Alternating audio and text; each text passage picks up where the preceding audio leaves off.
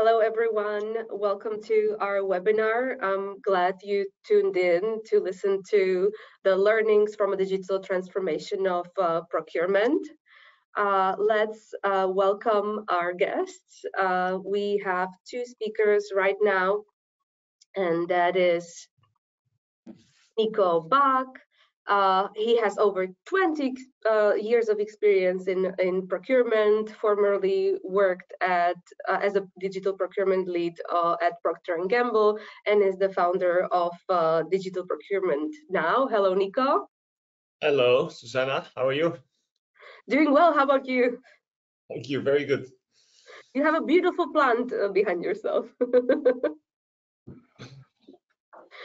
And for Deloitte, we have Adeline Apostou. He has over 8 years of experience of implementation and custom solutions and integration of Coupa platform at like around 50 rollouts at different customers. So hello, Adeline. Hello, Susanna. Hello, Nico. How are you doing? I'm good, thank you. How about you? Quite well. So, and my name is Zuzana Doležalová. I will be just a facilitator. I will be reading out loud your questions that you can send in via the chat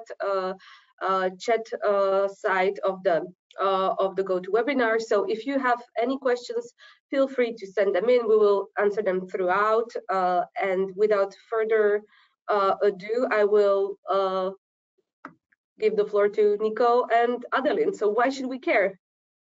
Okay, very good. Thank you, Susanna. So yeah, why should we care, right? Procurement. If you look at the impact of procurement to a business, it is very substantial. And I think that the key for transformation of procurement is that instead of working on transactions, we should automate transactions and basically have our procurement people really work on the things where they can make a real difference to the business. I give you one example. I worked in procurement for more than 20 years with I think quite a well-known company called Procter & Gamble. And you know, when I had a job, I was buying a packaging for the globe. We had a beautiful strategy that we called the $10 billion strategy, which was basically to apply the best practices from one region, from Asia, and actually apply it to the other regions. And you know, $10 million in savings delivered. If you then look at, okay, how much additional sales do you need to generate to basically create the same shareholder value? It's you know, it's very substantial, right? So for me, procurement is a really core element of the business. And I think the reason we want to focus on digital in the procurement space is that you know, we really want our work to shift from transactional to strategic and really automated transactions using the best digital procurement technology that there is, and really for us to focus on where we can make a difference in procurement, which is obviously way beyond saving the business money, but also working on innovation, working on business growth. So enable the growth strategy of your company by bringing in innovative suppliers and helping your suppliers or guide them towards the innovations that you need to grow your business. So I mean, in short, procurement is key to any successful business, and the procurement space is really ripe for a digital journey. And what we will do here this afternoon is basically take you through the learnings of transforming procurement, leveraging digital technology. Maybe a little bit more about myself. I spent a lot of time with Procter & Gamble in the procurement space, led P&G's digital transformation of procurement from 2015 to 2020. Then I left, and I was so excited about the digital procurement space that I decided to start my own business. The logo is in the back here and on the slides. It's called Digital Procurement Now, and our sole focus is on digitizing procurement. So helping clients understand the opportunity, understand kind of what business case they have, and bring it to life for the client. So I'm very passionate about that. I've always been passionate about procurement, But now with digital, I think really this is our time, and the digital technologies are really pretty mature. And I think there's no process with suppliers that we can't digitize. So I think a lot of opportunity there. So next slide, Susanna. Sorry. Yeah. Okay, so what I'm going to do is I'm going to take you through kind of my responsibility at Procter & Gamble, and it's really a personal story. So we didn't start with, okay, well, we should digitize procurement or we should bring in technology. That's not how it started. It started really with a problem that we had in managing what we call tail spend. So if you make a Pareto chart and you basically plot out the spend by supplier, you see that kind of 80% of the spend is with 20% of the suppliers, and that I think is the kind of the area that procurement takes responsibility for. It's kind of the big spend, big suppliers. I think procurement is used to work with those suppliers to generate a business value. My responsibility was actually the tail spend. So it was the 20% of the spend that was with 80% of the suppliers. So it's kind of the where all the complexity comes together. So if you look at that kind of globally across the board, across indirect, tail spend was about $1.5 billion, so very substantial. It had a purchase order value really between $10,000 and $100,000, and it was uncontracted. So that was my responsibility, and we had a program to kind of outsource this to a service provider that was going to help us to implement the program, which we called kind of low dollar spend, and basically was executing 3 bids and a buy. So basically every time the business needed something, it wasn't contracted, the business had to specify it well. We basically go out to the market, find multiple suppliers that can do it, ask them to bid, and then basically gave the offer back to the business for them to make a decision.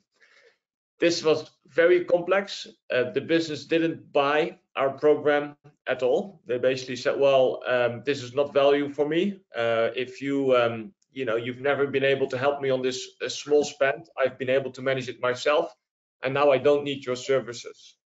So it was really kind of a problem that we had a solution. The business didn't want it. They didn't see the value of procurement in this space, and we had to go back to the drawing board to understand what solutions, kind of how to solve this problem, because we couldn't solve it with the program to outsource it. So spent quite some time to define it, and went back to my bosses and say, hey, this doesn't work. If the business doesn't see the value of procurement, we really have to change what we're doing. So we have to adjust the program. And I got a couple of months to figure out. And I think if you have a problem that you don't know how to solve, I think the best thing is to see if you can add new ingredients into the mix. So it's a bit of time to understand technology, and actually the issue we had, and I think it's quite a substantial issue that quite a few companies have, is that our source to contract processes were not connected with our P2P processes, right? So source to contract processes, we had like e-sourcing tools, we had contract tools, but the information there didn't flow into the ERP system, which didn't flow into SAP. Okay, so we decided that that is kind of a problem, and we have to figure out a way how to solve it. So on the next slide. And I think it's kind of key, right?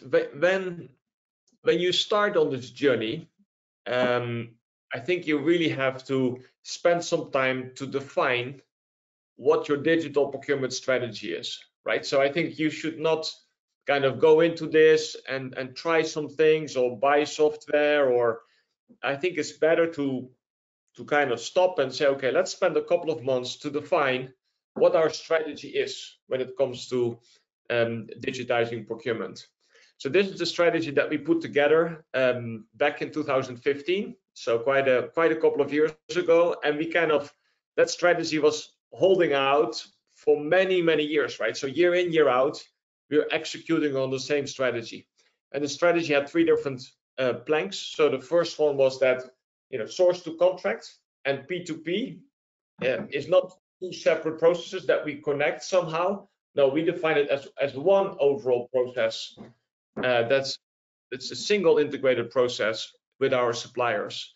And I think when you look at it as one single integrated process, it actually becomes a lot simpler, because you don't have to worry about kind of interfaces. No, you say it's one integrated process across sourcing, ordering, and payments.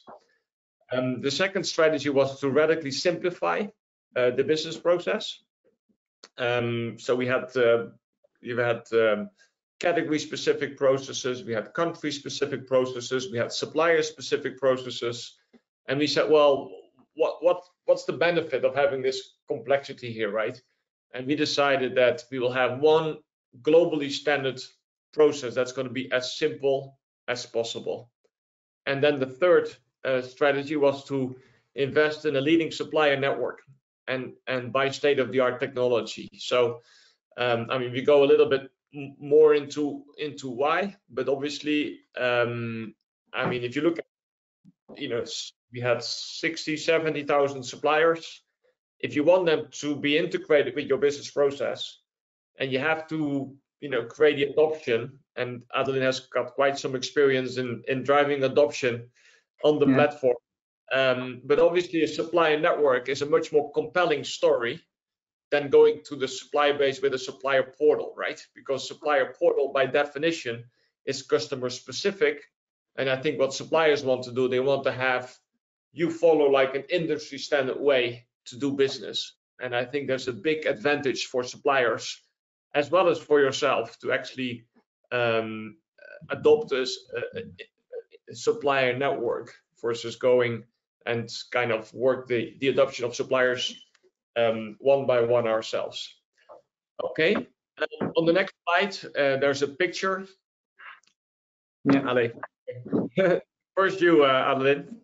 So yeah, I will continue with the suppliers, because that's basically, this is the main topic, which Procter & Gamble basically changed my life, because there I understand in the procurement process, it's not only to buying things, it's also working with your internal stakeholders and with your suppliers to have the same picture, like you said, Nico, to have everything in, if it's possible, in one system. And with Coupa, basically, because this is just an example, there are many other platforms that can deliver maybe the same thing, but there for the suppliers, they have everything into one system. Yeah? They can see and they can click on the system, go there and see everything. The same thing is in working with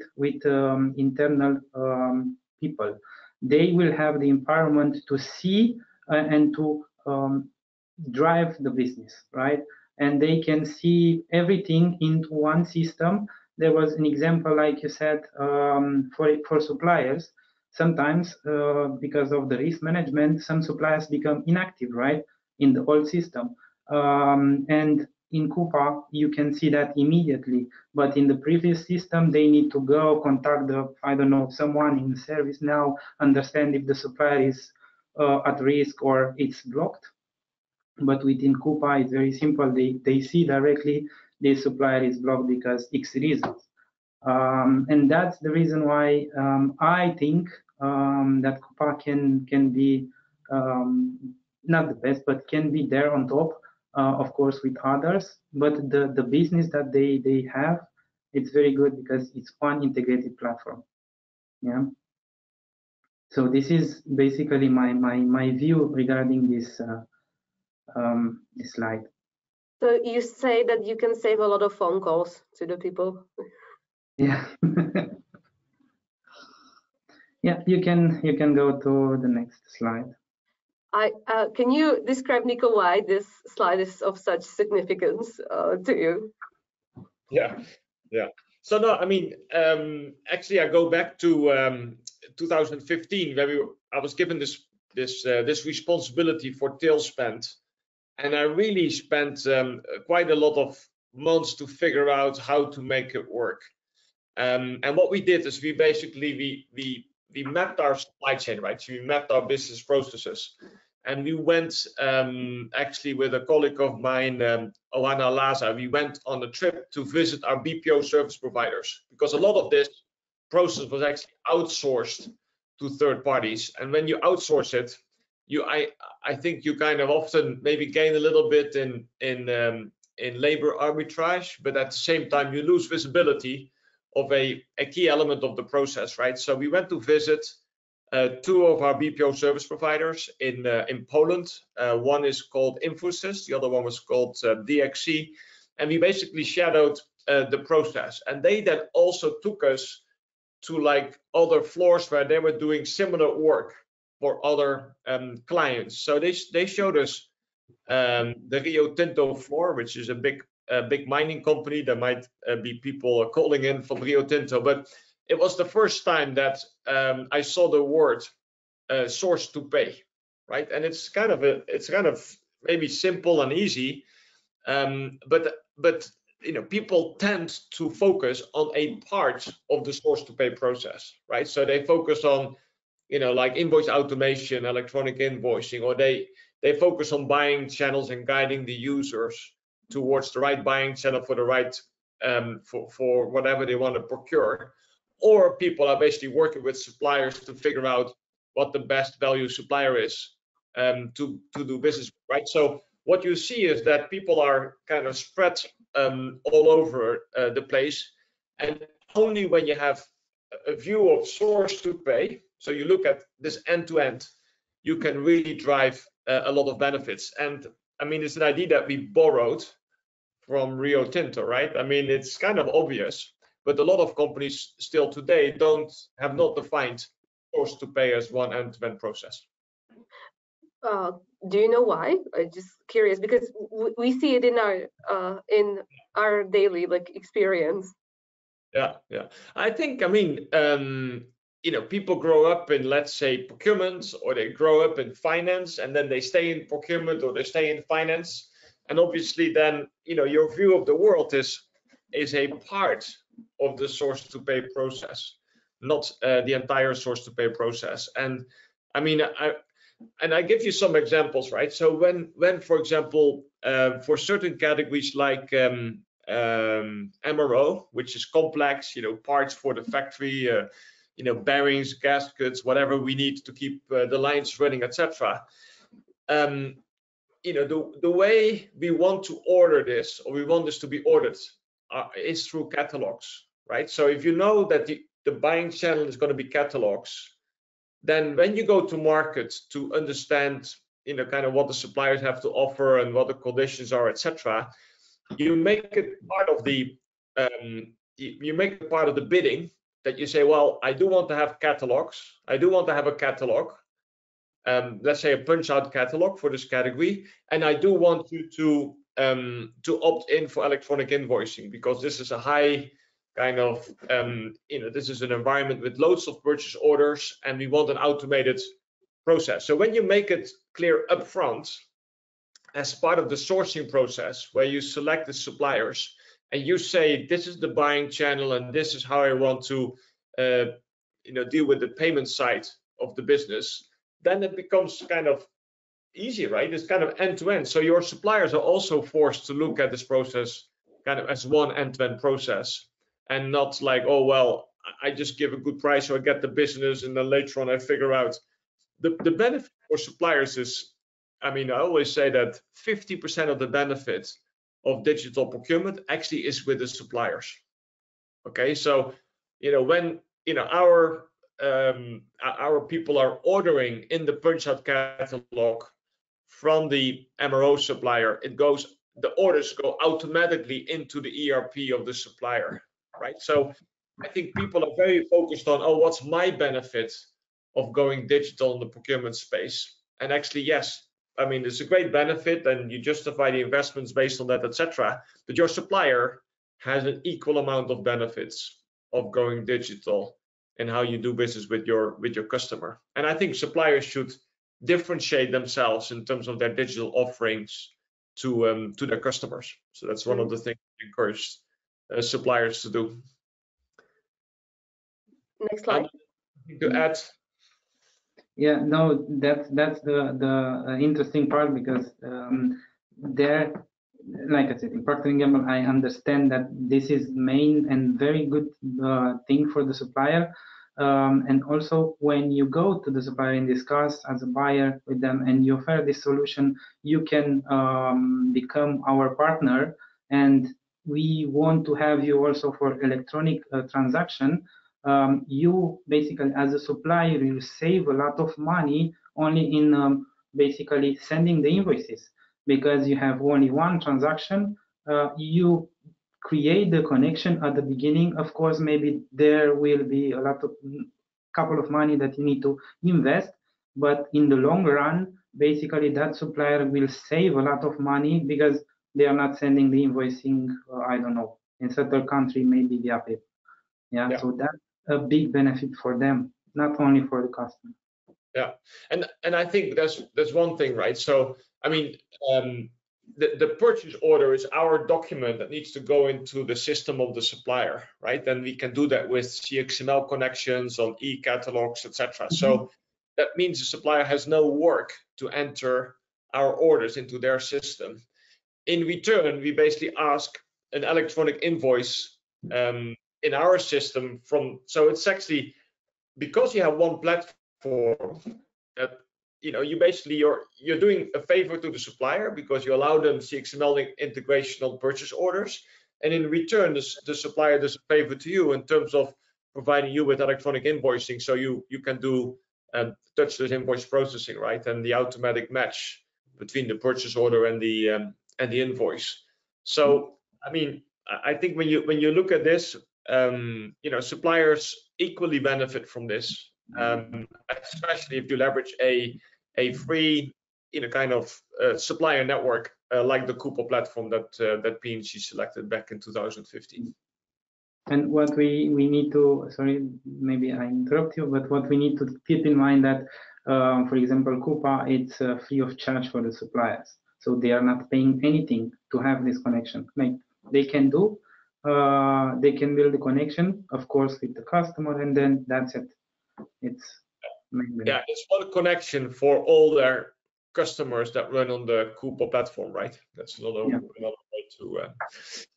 Okay, very good. So let's go through the rest, Susanna. So the connectivity strategy, right? And I mean, it's kind of, when you see this, it's kind of obvious that EDI connections, right, and building one-on-one connections between your suppliers and yourself is creating this complexity that is very, very substantial, right? And this is really the reason why EDI connections are not really scalable, right? I mean, and yes, they've served a good business purpose, and some industries like automotive and retail are pretty connected with EDI.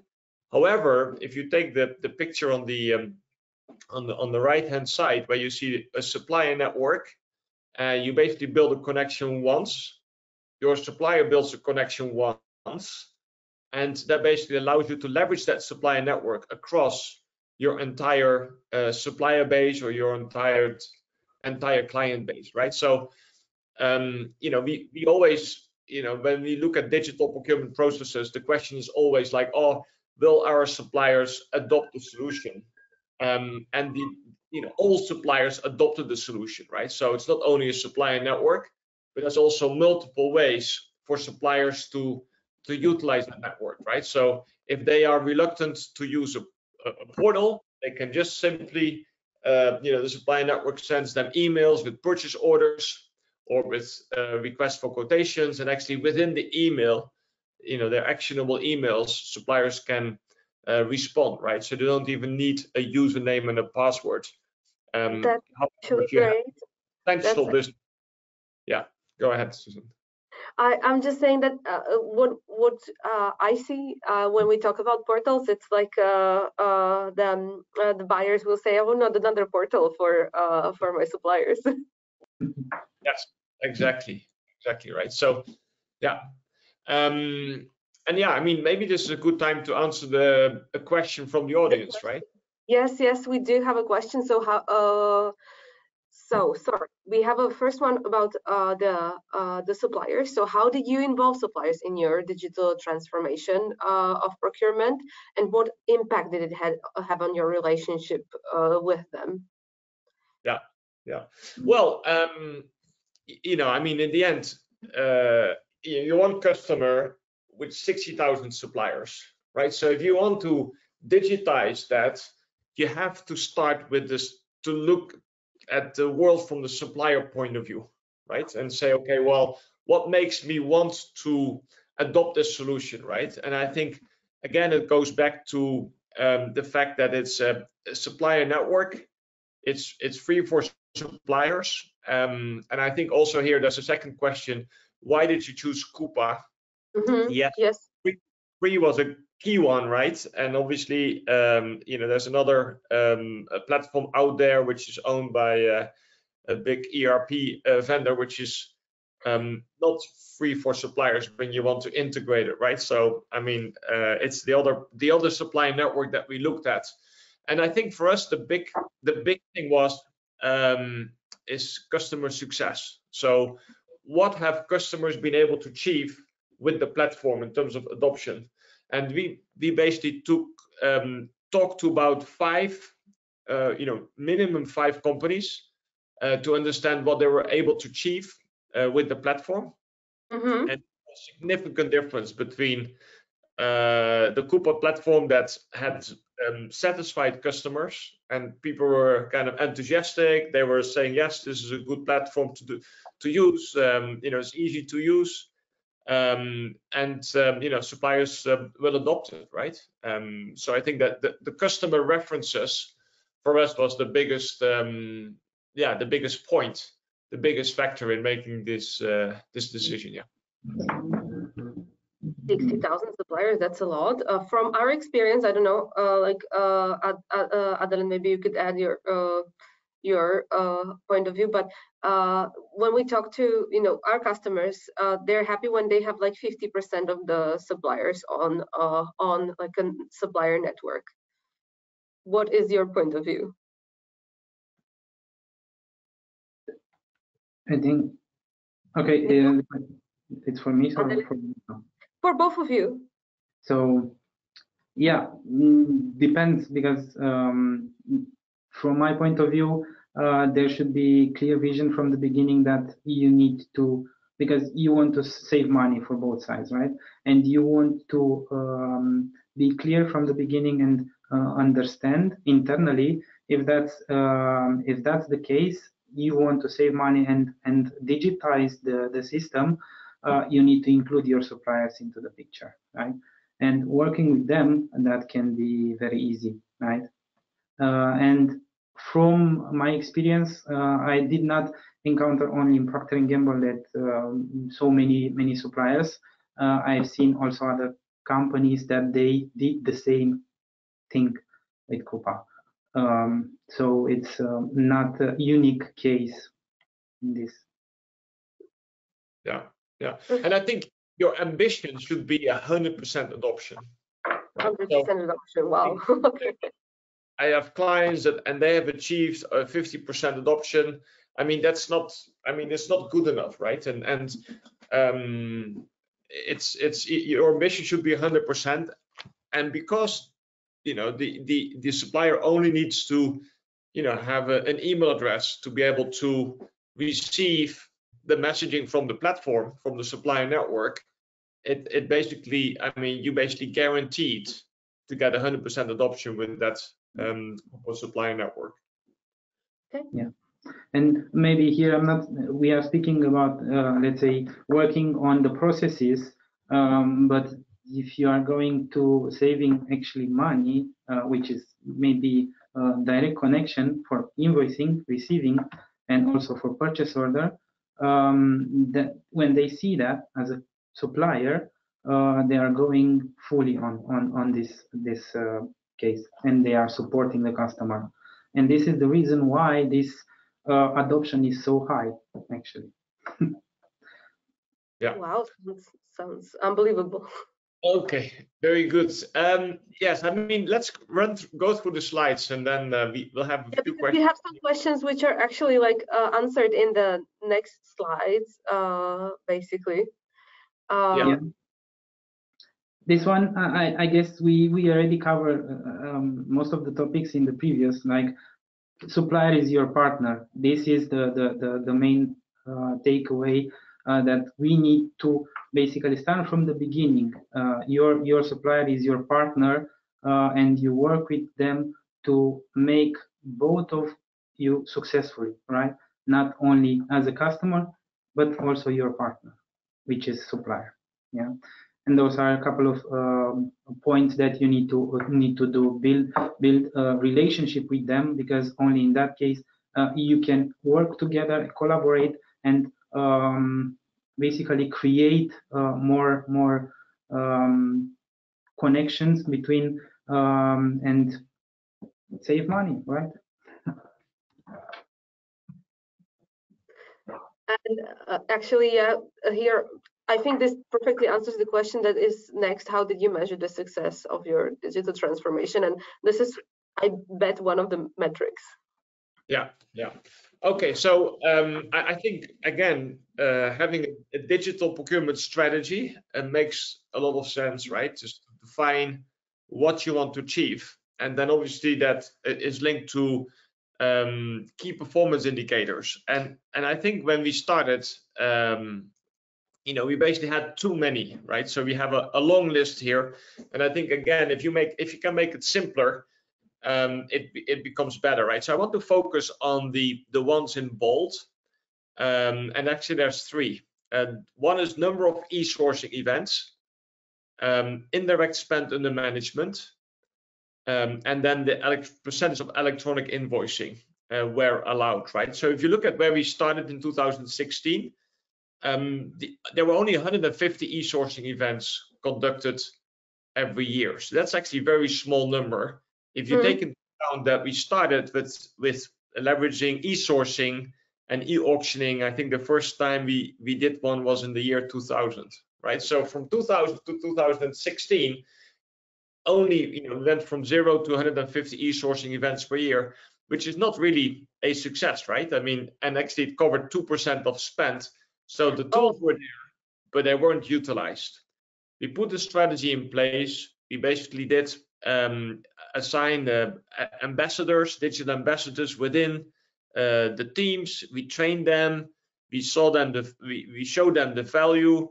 We had supported multiple regions, and we moved our tail spend into these e-sourcing events, right? So if you then look at, I mean, it went from 150 to 25,000, and that went actually up even a little further, and then 50% of those were executed by robotic process automation, right? So that's where you have a category list. So you have pre-qualified suppliers by commodity, by site, and then description of work comes in for a certain commodity, for a certain site. Automatically an RFP is created and sent to the suppliers to basically bid, right? So very automated.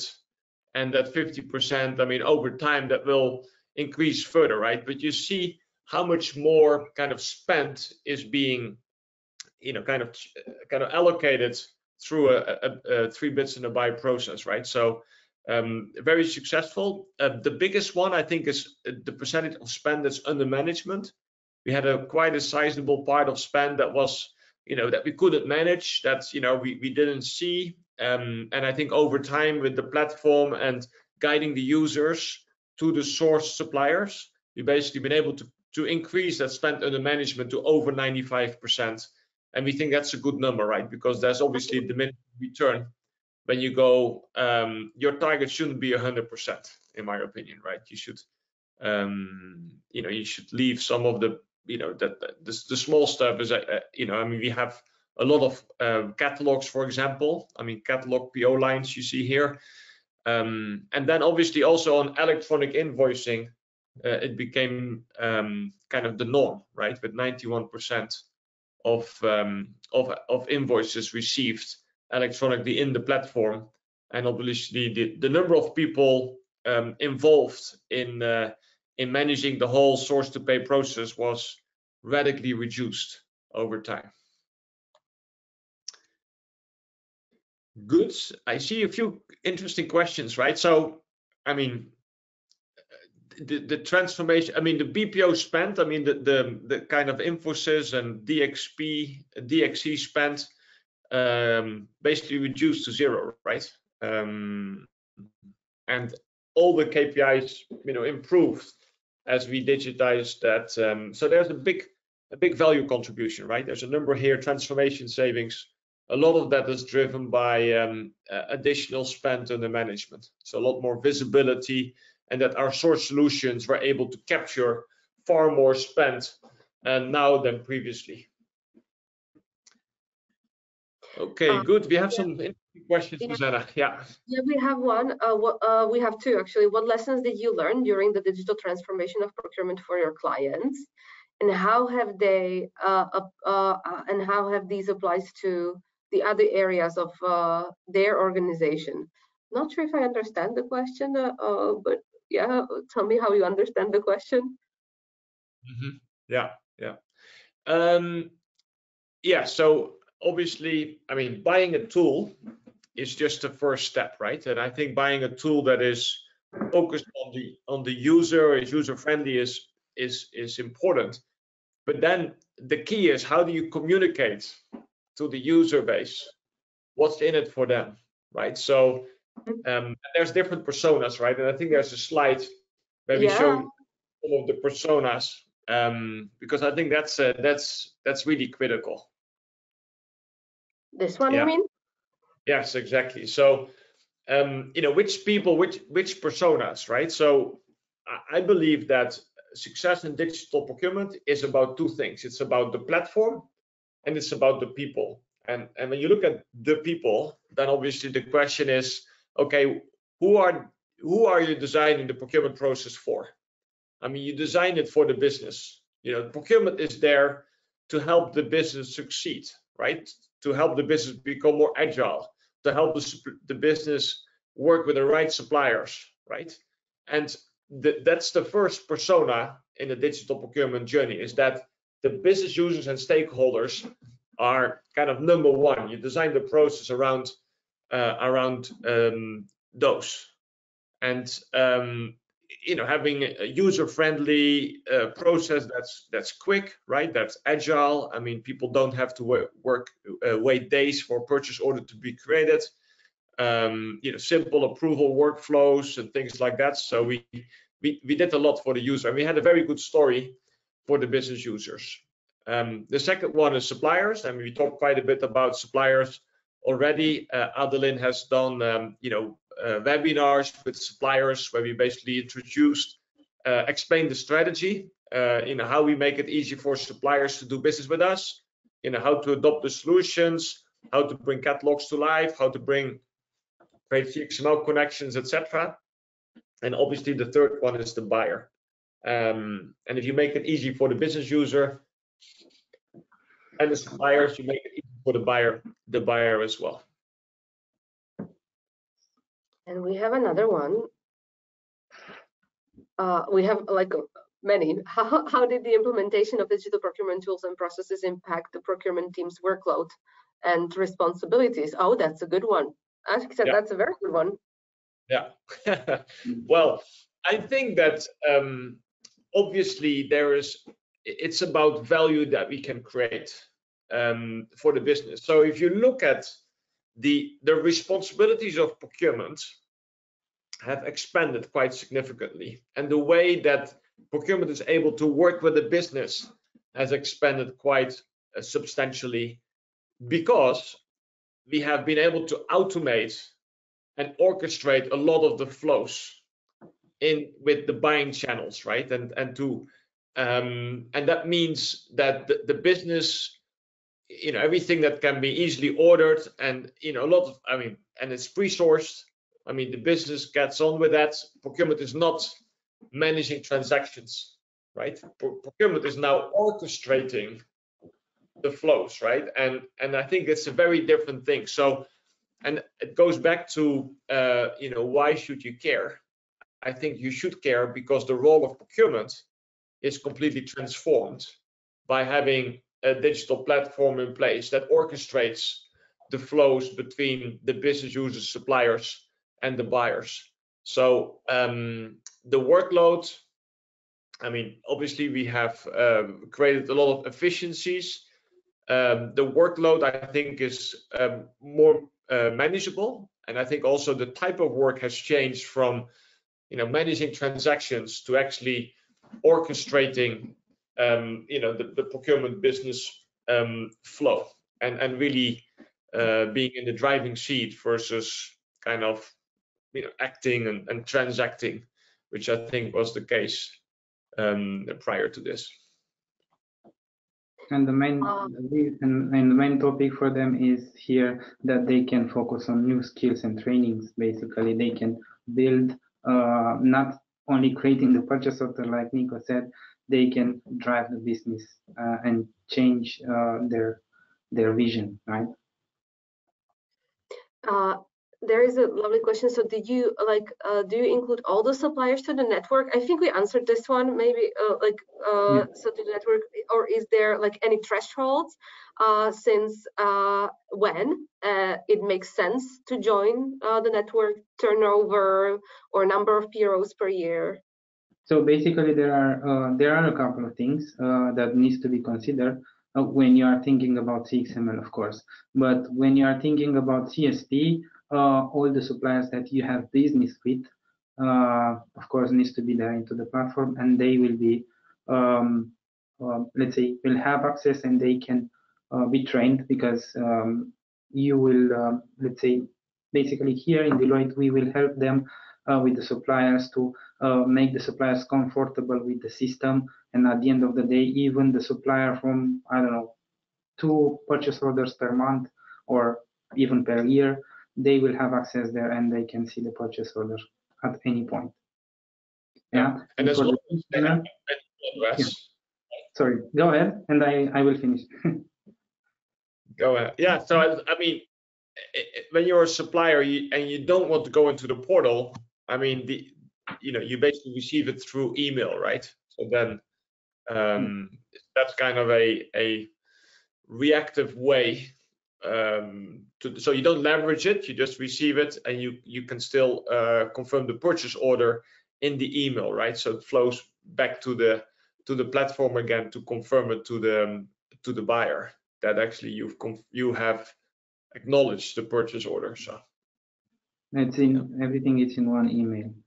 And then for the CXML part, sorry, I want to finish that. The CXML part is a little bit tricky because there you cannot discuss with suppliers that have, I don't know, 200 purchase orders per year. You need to have big suppliers that are engaged and they are working with you closely to create that connection, because it's, like I said previously, it's taking time and money for both sides, and that needs to be taken very seriously. And of course, there you need to understand your business first, and then based on your business, we can design a threshold, right? Okay. Yeah. Okay. I think we've been talking about this a bit, but we skipped this part, like people first. And you talked about the 2 layers, Nico, that you actually look at, like technology or platform and people. Why are people so important? Yeah. In this Okay. Well, this is a famous. I mean, Christopher Penn basically came up with this. So in the past, a lot of, we've been used to automation projects for decades, right? And that's really the overlap between technology and process. And obviously, IT could kind of take ownership for that, right? And drive efficiencies by automating. But this is not what we're talking about here, right? What we're talking about here is transformation, and transformation is really the overlap between people, technology, and process. And because we are quite familiar with technology and process, and we've been automating things for decades, the new element is the people element, right? And you know, I have a big passion for that, because it's a soft skill, right? Is how do you get people engaged? You know, how do you get people, you know, wanting to listen to what you have to say? And it's a little bit like negotiations, right? Is how do you influence the behavior of others? And that's why I'm so passionate about digital procurement, because it's about, you know, people wanting to do stuff differently, right? And if you talk with the business users, it's a different story than when you talk to the suppliers, and it's a different story than when you talk to your fellow buyers about why they should adopt the platform and digital ways of doing things. So if you go to the next slide, there's been quite some research done about you know, how do people adopt technology, right? And you know, there is kind of an adoption curve, and it's the innovators and early adopters that actually drive the difference. So I go back to the story at P&G, right? The tools to do electronic sourcing have been around for more than 15 years. And the focus, the energy was on getting the majority to use the tools. That strategy didn't really work, right? So after 15 years of trying, 2% of spend went through the e-sourcing tool, only 150 e-sourcing events. There were very, you know, limited number of buyers that are actually using the tool, right? And so we said we have to change the approach. We have to figure out a better way to do this. And we decided to focus our attention on the innovators and the early adopters, right? And we went to them and we said, okay, you know, what makes you want to use the tools, right? And so we spent time with them. And of course, the tools that appeal to the innovators are different than the tools that, I mean, they have to be sexy, right? They have to, you know, they have to look good, they have to feel good, right? They have to, and I think that's very important when you look at technology. That's something that excites you. And I think there's a lot of technology in the B2B space that is not exciting, right? That is not really, doesn't really invite you to spend time to learn how to use them. So I think the best technology excites the innovators and the early adopters, and when you get them on board and they start using it and they start liking them, etc., then they will take that to the rest of their teams, right? They will actually show other people within their team how to leverage those tools, how to use them. And I think that's a better way to, much better way to spend your energy than kind of focusing on the majority, because that's, I mean, that's too big, right? Where do you start? And it's kind of, you know, you change from the inside. You change from the inside, right? So you become part of the team, or part of the persona that you actually want to change, and you want to change the way of working for those personas. Good. And what can you add to that? Yeah, I want to add here something like the good thing is that coming from Procter & Gamble and learning from you, I took this this idea also here, and we are basically, I'm working with change management team to deliver the same things. We have a project which is finished already, and that one was very good, because at the beginning the client was like, is that really that we need to do this? And they said, yeah. But then at the end, once we had the project finished and we did this, everyone was happy because the adoption, it was very high at the end of the day, even if at the beginning everyone was scared about the change. Yeah, and make people comfortable, right? I mean, it's but it's often, I mean, the recruiting the digital champions, as we call them, right? Or digital ambassadors, and train them and give them a leg up in terms of, you know, buyer dashboards, you know, Power BI, e-sourcing tools. I think we really gave them not just kind of one thing to run with, We gave them quite a few things to take to their organization, and they were excited about it, right? So the technology needs to be good enough to excite people. I think that's another one. So when people say, well, this technology all looks a little similar, when you go and spend the real time on it and you talk to customers, you realize that there are significant differences between the technology providers. Yeah.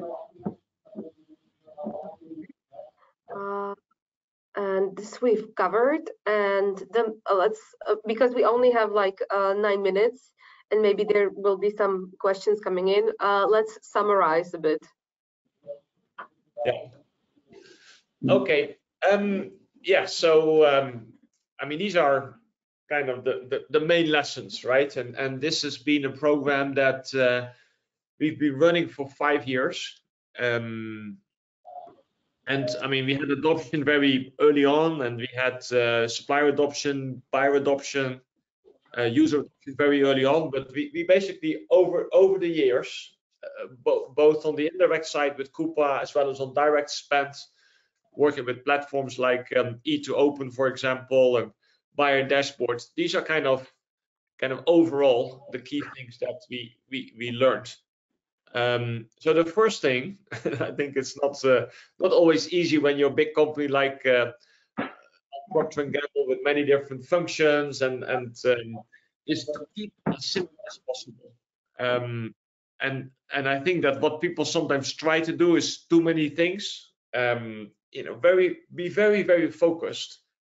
And if source to pay as one integrated process is your key focus area, I mean, you spend your energy on that, right? And you have a very clear and concise way to communicate that to all the stakeholders, right? The second one, I think, you know, people always worried about master data, and I think sometimes people don't adjust the structures that their master data has, right? So if something is too complex or the wording that's used is not really understood by the business user, you have to change the master data structures, right? So you have to go to I think a simple commodity structure, so your users are, you know, mostly getting it right, versus you know, kind of having to kind of guess or just to pick anything. But I think it's very important that you simplify your master data structures, you know, kind of as you go live, right? I don't think you have to do that before, but you definitely have to do it. Then you work at multiple levels, so you work with the people that you want to change, but you also work with kind of some senior leaders and get the buy-in from them, right? So for this transformation, we had the head of business services, she's the president. We had the chief procurement officer, and then, you know, between them, they were the two sponsors of the program. So they were kind of very senior, and every month we sat down with them, we went through and said, okay, you know, give them an update, and if we needed help or we needed some kind of help with communication, etc., we really had the executive alignment at the top, which I think is very critical for success. The next one is, you know, IT, finance, and procurement. You know, I mean, it's really, you bring them together. IT has a lot of skills in this space. You need them to bring it to life, the interfaces, you know, develop the change management programs. You know, finance, you know, accounts payable, make it part of the scope, because a lot of the business benefit are going to be on the invoicing side. And then procurement, obviously, with buying channels, and kind of bringing the procurement strategy to life in the way that people are ordering what they need to order.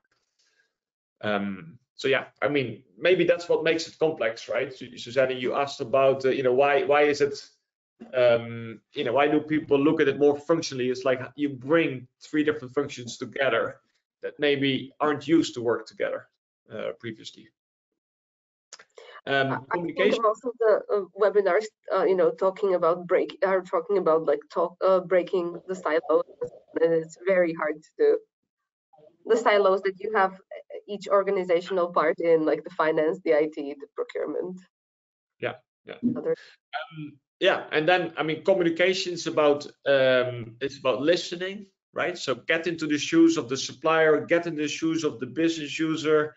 How do I make it easy for them to follow the procurement process? How to make it easy for them to follow the source suppliers, and I think, you know, it's a lot about putting yourself into the shoes of the people that you like to change their behavior.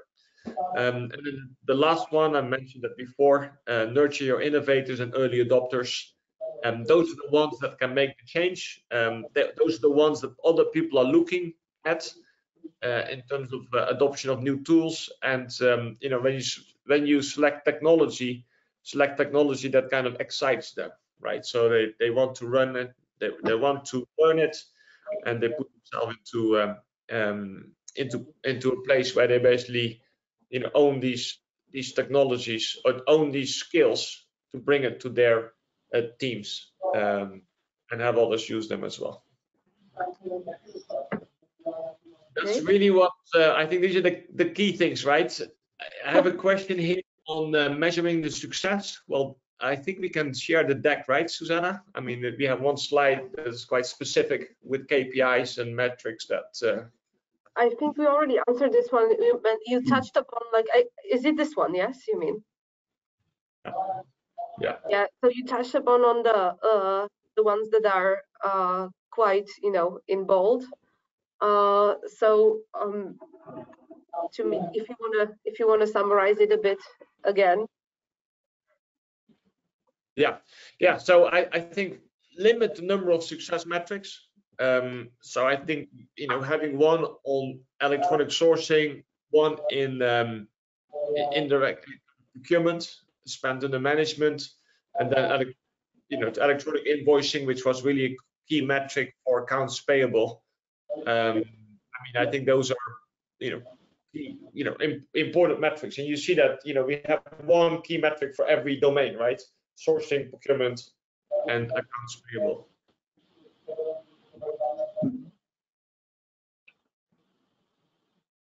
Okay. And that was, I think, like, these are all the questions. I don't see any other questions in the chat. Yeah, and I mean, feel free to reach out, right? So I think at the last, yeah, this is the slide here, right? So you know, we love to hear from you. We love to understand what challenges you have in your business, or what kind of barriers you see when you kind of bring this topic up of digital procurement. And there's a lot of value here, and you know, I think the team here has quite some experience across Deloitte, and kind of the hands-on experience at DP now to help you bring it to life in your organization as well. Yeah, thank you very much for everyone for listening. Adeline and I, we will be actually emailing the presentation also to the participants, so that they can like in a PDF, so that you can have a closer look at it. And you, as you mentioned, we have the contact details below. If there are like maybe if we have we have one last minute. I wanted to ask maybe Nico, is there something you would have done differently, or no, like